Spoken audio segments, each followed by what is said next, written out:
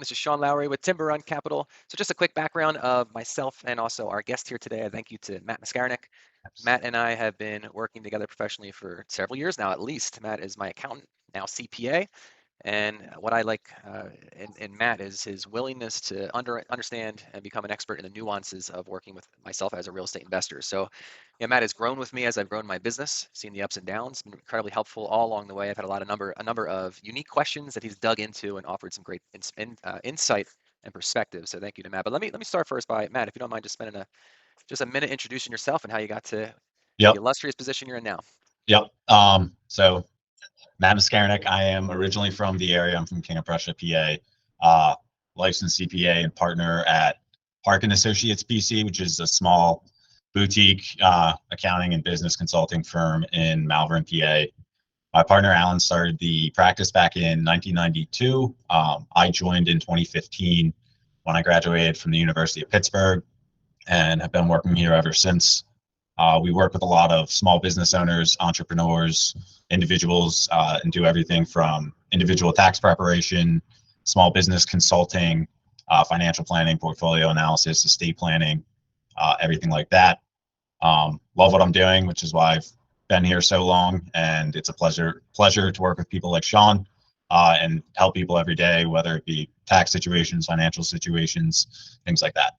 That's great. Thank you. Give me a moment. I'm going to pop up your website real quick.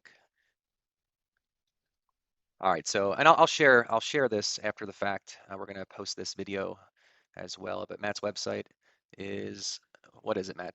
harkandassociatespc.com. Yeah, spelled out. Yep. All right. harkandassociatespc.com. So that's his accounting firm based in southeastern PA. I mean, do you help clients in different states as well, or just mainly focus? Yeah. So, I mean, we have people all over the world. People in different countries. We get into some complex tax situations, but yeah, we have people in, I wouldn't say all 50 states, but probably 30 of the 50. So in today's remote world, it works pretty well. And when clients move, they usually, we move with them as far as just continuing to take care of them and work with them closely. Matt, why don't we get in? Matt had prepared an agenda. We had tossed some ideas around. I think Matt condensed it into a format that will really cover the basis for some of the main considerations for investing either actively or passively in real estate. So Matt, I'll let you kind of go through it. I might chime in with some questions of my own. Okay, so guessing most of the audience is either currently real estate investors or involved in real estate ventures, thinking about getting involved in them. So this is more about the importance of understanding the tax implications and how the investment works for an individual's tax situation. So to start out, I want to go over the tax reporting, the basic Schedule E. So this is Schedule E, page 1, part of Form 1040. So if you own like rental real estate as an individual outright, not in a partnership or syndicate, you would report all the rental real estate activity here, which is an attachment to your Form 1040. And flows on to page 1 of it flows on to Schedule 1 and then page 1 of your 1040. Basically the schedule summarizes all the rental real estate activity for the year. So you have gross rents, all different deductions. You have like repairs and maintenance, management fees, mortgage interest, property taxes. There's depreciation on here too, which we'll discuss a little bit later.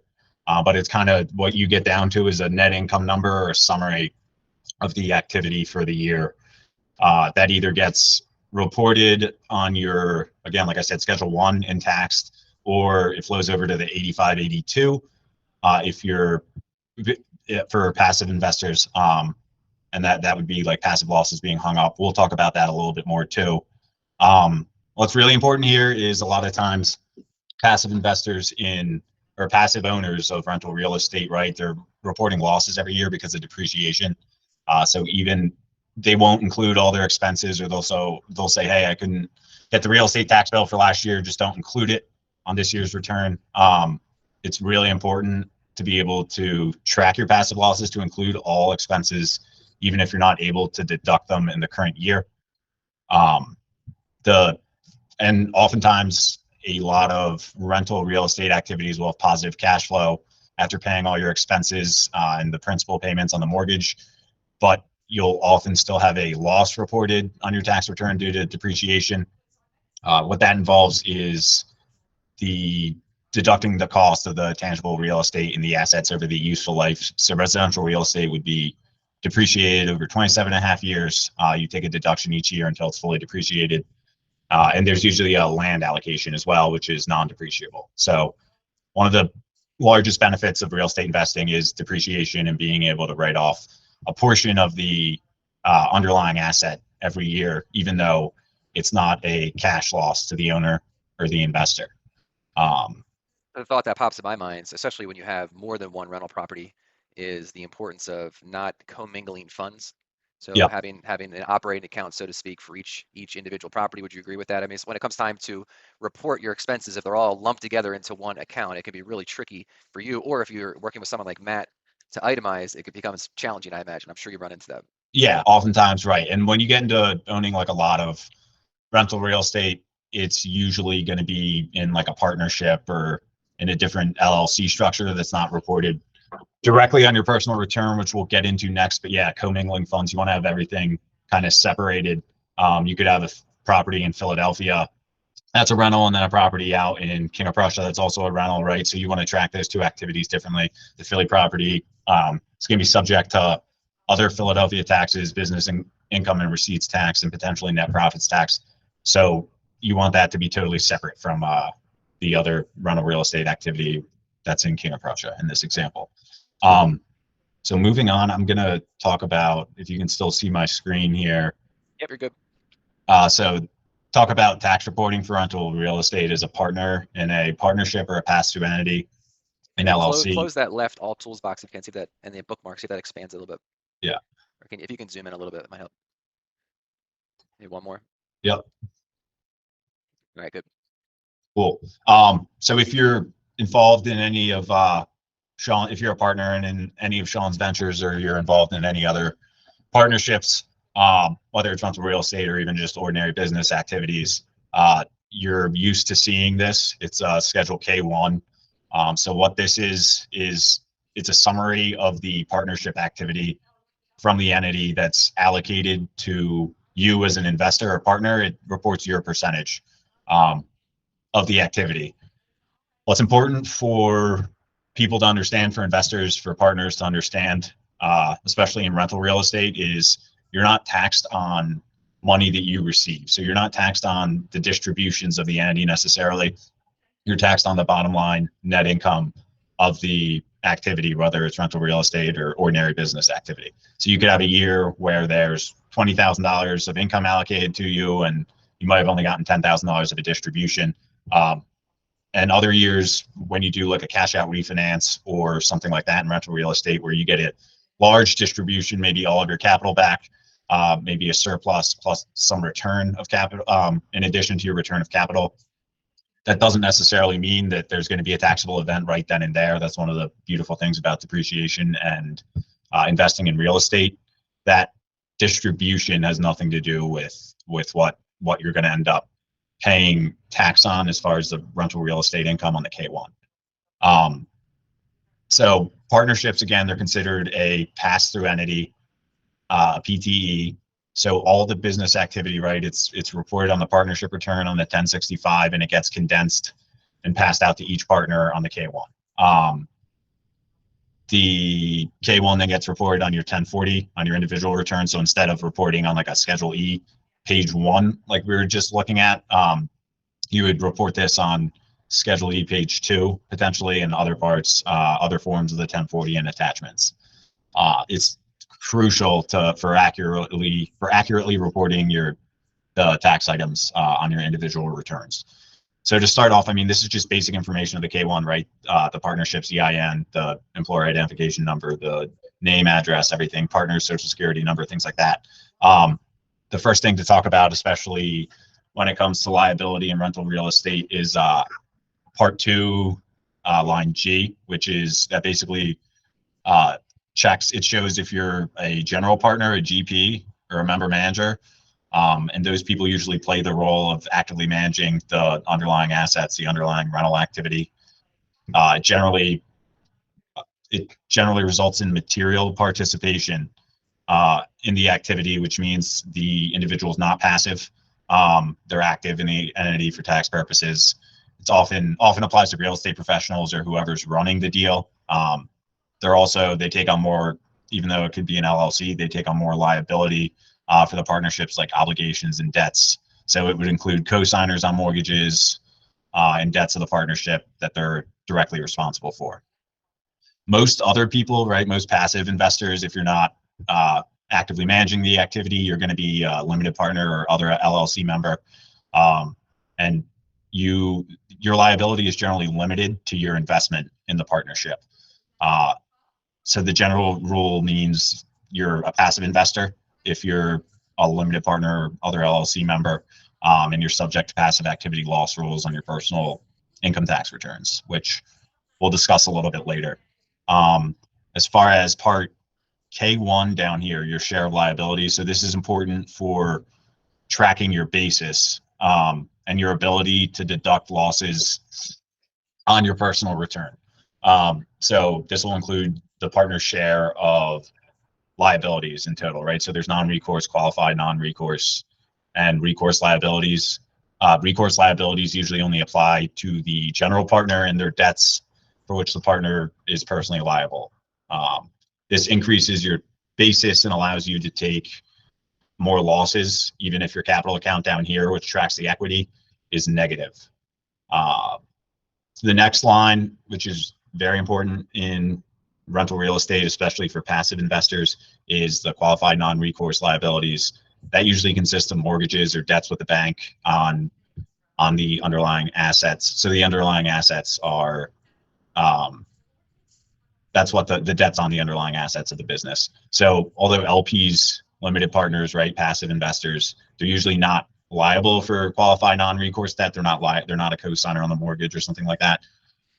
Having a portion of this allocated to you, of this mortgage or non-recourse debt, does give you the ability to deduct passive losses, and it increases your at-risk basis. So for example, if you invest $100,000 for 20% ownership in the LLC, in a partnership, right? You're a 20% owner, putting $100,000, and the partnership gets a loan against a building for $1 million. You'll be allocated $200,000, 20% of the million, as qualified non-recourse financing. That means your total basis at that point in time, right, before any rental activity or anything, is the $100,000 you put in, as well as the $200,000 of qualified non-recourse debt of the mortgage that's allocated to you.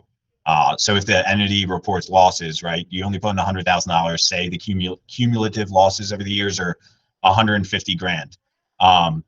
Your capital investment, right, decreases to zero. You've already gotten the benefit of $100,000 of losses, which is what you put in. But because you get basis in this qualified non-recourse debt, you get basis in these mortgages, you're able to actually take the extra $50,000 of losses as long as this number is above that amount. I think, yeah, that's that. Down here, the partner item L, the partner's capital account. So this is going to just track the investor or the partner's equity throughout the year, which includes money they contribute, losses, which decrease your capital account, or income that's allocated to you, which increases your capital account. It relates to your tax basis, right? And then it'll also include distributions, which decrease capital. So this part is really important for your CPA to understand, in addition to the share of liabilities, in order to track your basis, to track the investor or the limited partner's basis in the activity. Question on that, because that's an area that we've talked about and I'm still unclear about, is the difference between the return of and return on capital. Because in different syndications or joint ventures, it might be approached differently. You get a quarterly distribution to cash flow or monthly distribution to cash flow. In some cases, that could be considered a return of your capital, tax-free, so to speak, versus return on. So let's say, is that where that would reflect effectively? And when is that decision you made? Yep. So say during a year, right, you get the first year of the partnership, you're gonna contribute $100,000. You're allocated a loss of 20 grand, and then you also get a cash 20 grand from the losses, usually from depreciation, right? There's debt on the assets, so you still have cash. There's still actually cash flow in the bank, maybe not on paper on the return. So the $20,000 loss decreases the $100,000 your capital account down to 80. And then that distribution as well would decrease it further down to $70,000 if you get 10 grand of distribution. So your ending capital would be 70 grand at the end of the year in this scenario. So, and even if we sold it the very next day, would they get 100,000 back from the sale if there were no profits at all or no losses? I mean, it all depends on like what you're selling if you sell it at a loss, right? Then no. It depends on it completely broke even. So like, I'm just trying to think. Yeah, so you're essentially entitled to $70,000 because the 20 grand of loss. I mean, that's not necessarily true because again of depreciation. But you would get $100,000, but you'd be allocated 20 grand of income plus probably another 10 grand from the distribution. So yeah, it would all wash out, but the income reported on that year of exit would be more than the distributions that you received because you already got 10 grand back. And you were already allocated, you got the benefit of $20,000 loss. So I think this just highlights in general. I mean, the concept of basis and the adjustments that need to be made are so vital. And even if it's just one property that you own, like I get if you own a single family rental, maybe, and I'm just taking, for individuals that maybe are filing their own taxes, which I don't know what percentage of the population that consists of Yep. People that buy real estate as investment properties. It's like, I hope this gives an example of really it's complicated. And Matt is an expert at it because he does this day in and day out. So I hope you would consider making sure you get that calculation right. The best way to do that, in my opinion, is leave it to the professionals. This is kind of something that you don't want to attempt to do on your own because you could be off, and that could have a dramatic impact on when you go to sell or attempt to do an exchange on this down the road. Yeah, exactly. A lot of times people just think like, okay, well, that partner's capital account, section L of the K1 there that's my basis in it, and they don't understand like, okay, you have basis in the mortgage, in the qualified non-recourse debt, things like that. So when you go to sell, you don't want to rely on just this to determine like, okay, what's my gain or loss on sale? And you want to make sure you're tracking losses every year on your return, reporting them to the IRS, and not losing sight of losses, even if you're not able to use those. I mean, so going back to an example, right? If there's a cash out refinance in the first few years of a rental activity, usually the partners are going to receive a distribution, maybe up to the amount of capital they invested, maybe a surplus above that.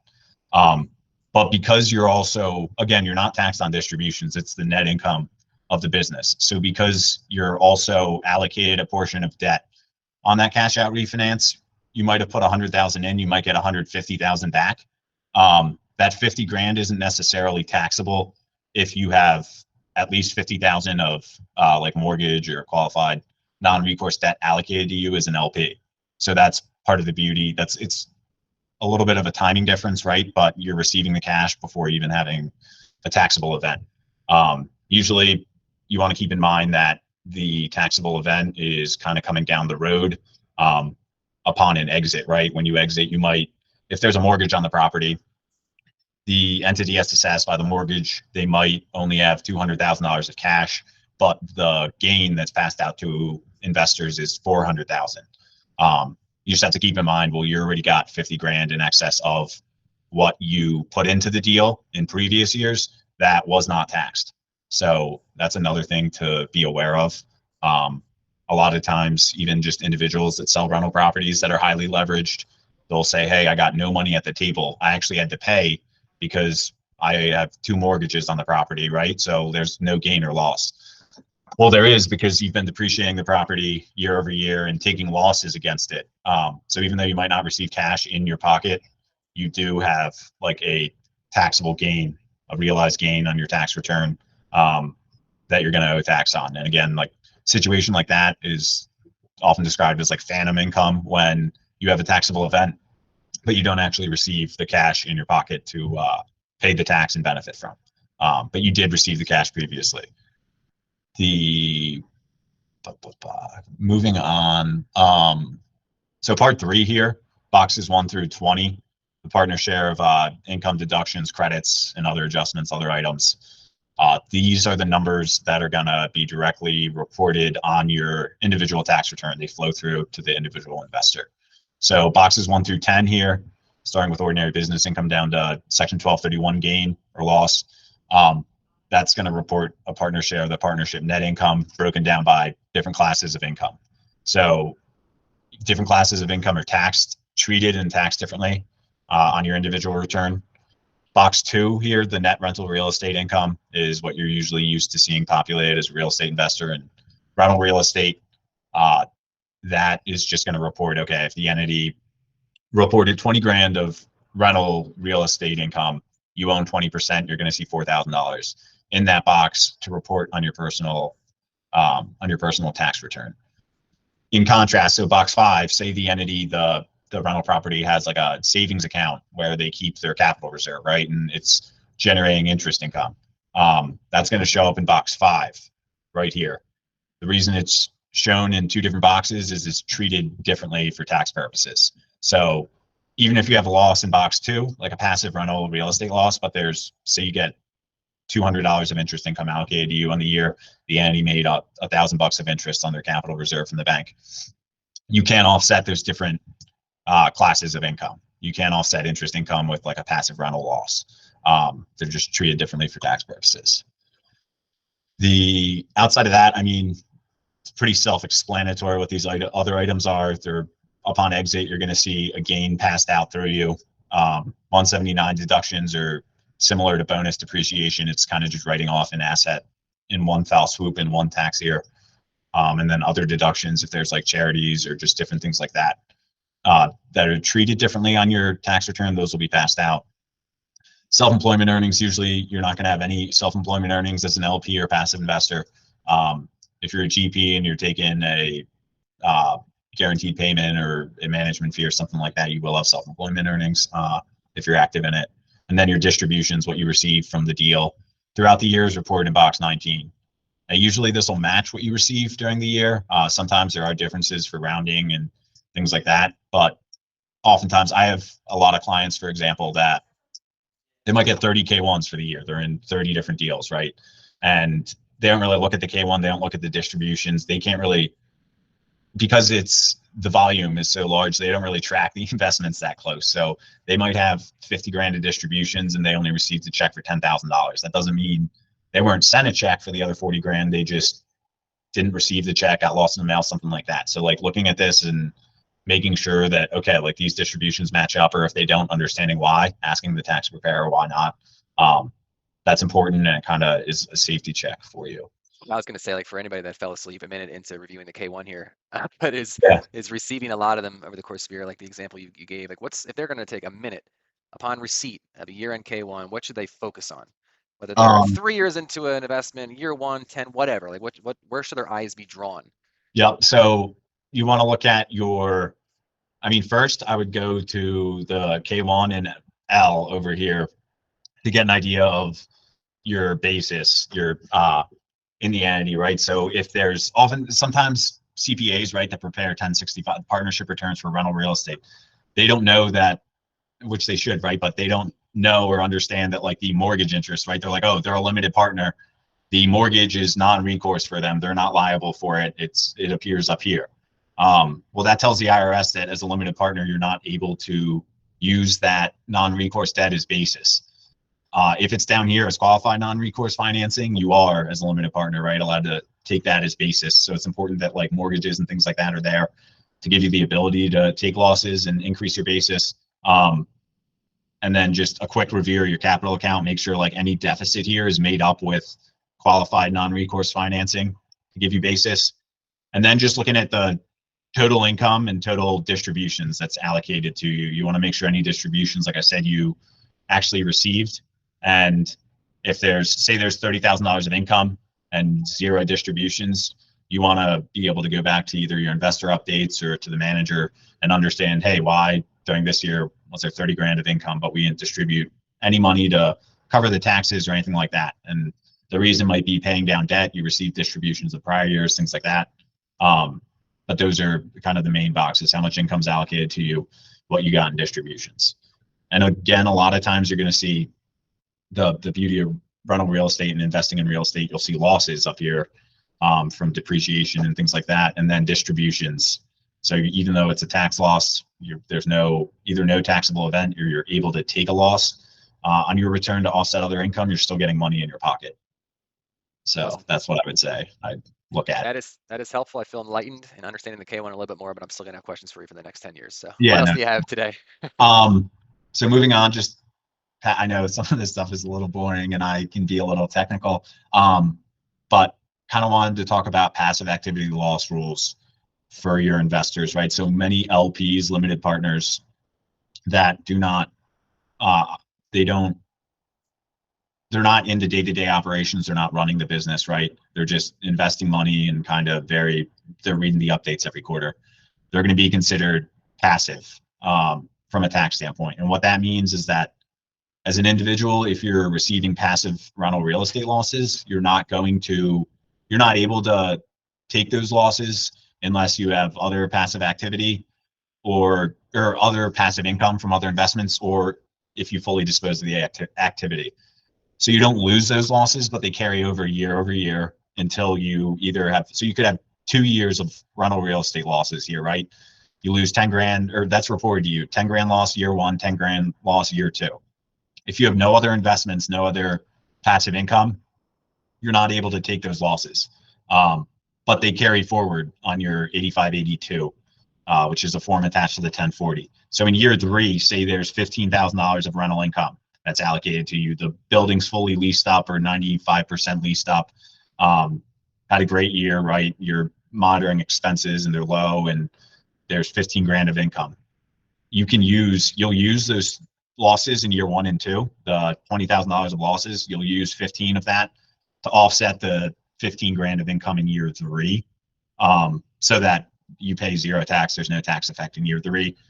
Moving forward, you would just have your passive loss carrying over to year four would be 5 grand. So when you have losses that you're not able to use during the year, a lot of accountants will prepare returns before someone has a K1. They'll say, hey, it's a loss. It doesn't matter anyway. You don't have passive income. You can't take the loss. It does matter just because you want to track those passive losses and be able to take the benefit of them in future years. So you want to make sure the activity you're reporting, you're taking advantage of every deduction throughout the year. You could be showing a tax loss on paper while still receiving distributions of cash flow. Yeah, so that was like, maybe that's the whole point of like the cash out refi, right? Like, okay, you have all this money, right? You got a mortgage on the property, or the property appreciated $400,000. You took advantage of that equity, got a mortgage. You're going to give investors cash, but there's not actually income that's being allocated, right? Because of depreciation and things like that. So a lot of times in real estate deals, you're going to get distributions without actually realizing a taxable event. So I kind of went over the example for the passive losses. So again, if you're not able to use those passive losses, right? A lot of people that are invested in multiple real estate deals that are in different stages of like the life cycle of a real estate deal, right? They'll have in year four, maybe year five, year six, year seven, the rental real estate activity will start passing out income. And if they have other rental activities, right? Maybe they used all the prior year passive losses for that against other passive income. If they have another investment in an entity that just started and is handing out a passive loss in year one, they can use that to offset the investment that's in year seven. That's passing out passive income to the investor. So I know that's not totally clear as far as an explanation. It is a little bit technical. So just in my words, I mean, if you have losses that carry forward from previous years and other investments, and you make a new passive investment in this tax year that has a gain effectively, just as an example, the previous Yeah, I losses mean, from so that carry forward will you're offset gonna that. like either be adding to those passive losses, and I guess moving on to, just because of time. No, moving on to like Yeah, go sales and ahead. exits. So when you like exit or fully dispose of a rental real estate activity, as long as it's a fully taxable event, not like a 1031 exchange, as a passive investor, if you have $50,000 of passive losses that have been carrying over year, those all get freed up when you dispose of the activity. Say the building's sold, you take your proceeds, partnership dissolves, you're going to get a long-term capital gain allocated to you over here in usually box 10, which is preferential, right? That's long-term capital gains are taxed at preferential tax rates. During that year on your personal return, all of those passive losses are able to be utilized against ordinary income. So if there's no depreciation recapture, the gain would be taxed at preferential long-term capital gains rates, which the highest is 20%. And then you have 3.8% net investment income tax. I won't get into that. But you get $50,000 of losses freed up, passive losses that have been suspended and carried over, that you can offset against ordinary income that's taxed at 24%, could be taxed at 32%, could be taxed at 37%. So that's a significant benefit. There can be a significant tax benefit by allowing these losses. They offset higher taxed ordinary income, and it reduces your overall tax liability because the gain is at a lower tax rate. It's at long-term capital gains tax rates. Say you want to exit and you have no passive loss carryovers, and you own a single family home, you and your wife, you're ready to sell it. The property has been depreciated for years and you have a $300,000 gain that's coming, but you don't have, say it's the property's leveraged, you don't have the money to pay the tax, or you don't want to recognize a taxable event right then and there when you exit. One of the options is let's call it 1031 exchange, which is a tax deferred way to defer capital gains tax on the sale of the property by just you reinvest those proceeds, whatever you get from the property, and you replace the debt on the property and invest those in a new investment. And the effect of that is the new investment, your basis in it, say you buy it for $500,000, but the deferred gain was $300,000. You don't get a $500,000 of basis to depreciate in the new investment. It would be decreased by that deferred gain, and you would only get basis in the asset of say $200,000 if it's a $300,000 deferred gain. The other thing about 1031 exchanges, right? But you also pay no tax though, right then and there. If it's a fully deferred exchange, there's a lot of technicalities and rules you have to follow for the 1031 to be fully deferred. But as long as it's fully deferred, all the debt's replaced, you don't get any cash, there's no boot. You're not going to pay any tax when you relinquish the property. It's all reinvested in a new property. The one downside to that for passive investors, if you have a lot of passive activity losses carried over, you don't get to free those up when you do a 1031. Those will continue to be suspended and carried over into future years. What else did you want to talk about here, Sean? Checking the list here, see if anything jumps out. You feel like you covered most of it? Well, let's touch, I mean, if we have a few minutes, let's touch briefly on the concept of bonus depreciation. No changes. I can't hear you. Yep, Sorry. I see that now. That's fun. You're good. So let's just take a couple minutes on the bonus depreciation and real estate professional. I know you could talk a lot more time on both of those items. All right, I know it's a little dry. But exciting. Like the bonus depreciation is a hot topic for limited partners and general partners alike. So from your perspective, as it stands today, which it might change, what does that look like? How does that benefit the passive investor? So it allows you to like immediately. It really helps a passive investor if they're able to take advantage of those passive losses. They have other passive income. You're able to immediately expense a percentage of the cost of the qualifying property that's placed in service. So this is where, for rental real estate, residential rental real estate, cost segregation studies come into play. Usually rental real estate, right? The home is not, you're not able to take bonus depreciation on it. It's 27.5-year property. You have to depreciate it over 27.5 years. But there are components of the home and things that go into it that you are able to take bonus depreciation on. So people will have a cost segregation study done. They'll say, hey, you bought this multifamily residence for $2 million. 400,000 of it is land improvements, which is 15-year property. You could take bonus depreciation on that. 200,000 is personal property. It's carpeting, appliances, fixtures, 5 to 7 year property that you could take bonus depreciation on. 200,000 is land, and the remaining is the residential real estate. So there's components that are not other than land that are, so like the personal property or land improvements, you're able to take a deduction up front. So in 2024, it's up to 60% of the cost that's allocated to that land improvement or personal property. You're able to deduct immediately 60% of what you paid for it, rather than writing it off over 5 or 7 years or 15 years. So you get the immediate benefit of a loss there. So if you're a passive investor and you don't have other passive income, you get a larger passive loss to carry forward when it does start generating income. Or if you are active or have other passive income, the timing of that, the accelerated depreciation, is going to increase the loss allocated to you, allowing you to take advantage of that and decrease your other passive income or other income received. And then The the holy grail, at least in my words, is real estate professional designation. yeah. How does that help a real estate professional that's So designated in the that would IFRS? yep. So I talked a lot about passive activity loss rules and things like that. If you're a real estate professional and you materially participate in the real estate activity, um, you are not subject to those same passive activity loss rules as a passive LP investor is, which means you can take in all of these cases, right, where you're generating these losses, instead of carrying those over year and taking advantage of them when you have passive income in the future or when you dispose of the activity, you're able to take the loss right then and there during that year. Um, to qualify for that, though, you have to, again, materially participate in the real estate activity. It's got to be at least 750 hours in real property trade or businesses during the tax year. So whether you're managing real estate, developing, rehabbing, things like that, you have to spend more than 750 hours. Usually it's your full-time job or a majority of your time spent. More than half of the personal services that you're going to perform throughout the year are going to be in real estate. And what you can do is it doesn't have to be 750 hours on one specific real estate investment. You can aggregate say you spend 250 managing one single family residence, 250 on another, 250 on another.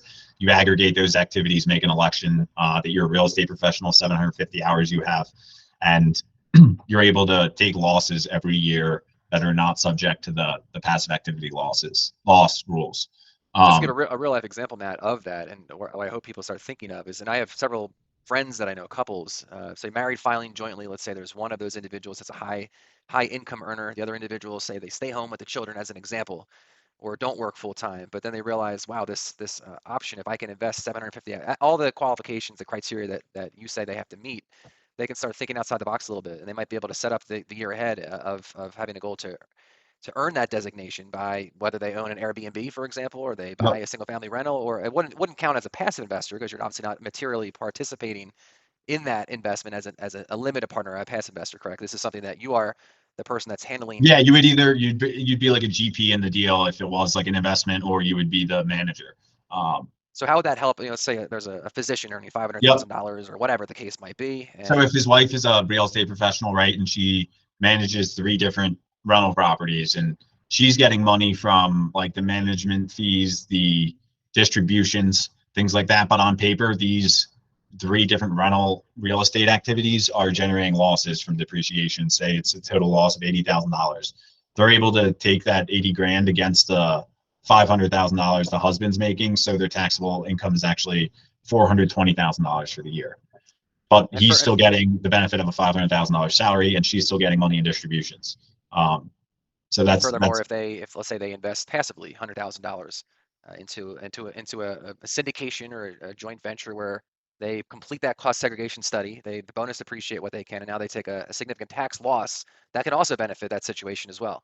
So now that he or she is designated as a real estate professional, not only are they getting a tax loss on the properties that they actively participate in, but now they're benefiting from that passive loss, which can offset the active income that much more. Correct? If you followed um, along with my stream of reasoning there. yeah, correct. As long as they're materially participating in that activity and it's part of like the real estate grouping, yes. Yep. They would have to materially part. So if they're just strictly a passive investor, they invest $100,000 and then go on with their lives. Obviously, they get a tax loss because of the cost seg and bonus depreciation. Could that be used to offset the active income or not? What active? So they qualify, and I'm going off on a tangent, but they Yeah. qualify as a real estate professional designation because they own three single family rentals on their own. And the one spouse is the one overseeing that through the course of the year. They meet the 750-hour requirement. Yep. But because they have extra money left over, they also decide to invest $100,000 passively into someone else's deal. And now they're getting a tax loss on their K1 from that investment because it also uh, performed a cost segregation study and benefited from the bonus depreciation. And now, boom, there's a $50,000 tax loss from that investment as well. That's an additional benefit above and Correct. beyond, but they could still offset the active income from that as well. Yeah. Because Yes. okay, I think you know what I'm saying, but it's like that's what I've seen. I've seen families do that, and the person that otherwise would be not investing too much of their time or not working full time. This is a great way. I mean, 750 hours over the course of a year. I don't know what that like. That's still relatively part time, would you say? I mean, what is that? Yeah. I mean, it's what, 15 hours a week, something like that. Yeah.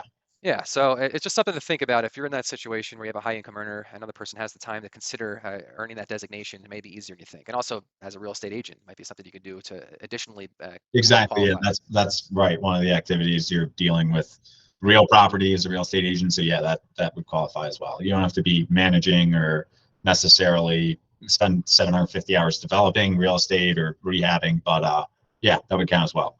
Perfect. So Matt, so thank you. I know we could talk a lot more. There's so many Yeah. nuances to all this. I appreciate your technical perspective. It's really helpful. I can show that it shows me that you are an expert in this, and I know you're always constantly learning and growing professionally. Yep. So I appreciate you coming on today. What's the best way for viewers that see this recording and want to reach out and talk about their situation with you? How would you recommend they reach out? You'll facilitate, I guess, at the end of this, right? My email, it's a Yep. long-winded with my last name. Um, I'll include the email in the notes, so wherever you're seeing this recording, yeah, or go on the just look website. down There's and you'll a see the email contact from Matt. us page. Yep. Or just even call the office. Again, whether you're like an individual just looking for tax preparation or strategies, we work with individuals, or if you manage all different businesses, manage different real estate entities, things like that, we work closely with them as well. So happy Awesome. to help whoever we can. Yep. Well, thank you very much. I will see you again soon. I appreciate you sharing your insight. Get Sounds back to good. work. Thanks, Sean. All right, man. Appreciate it.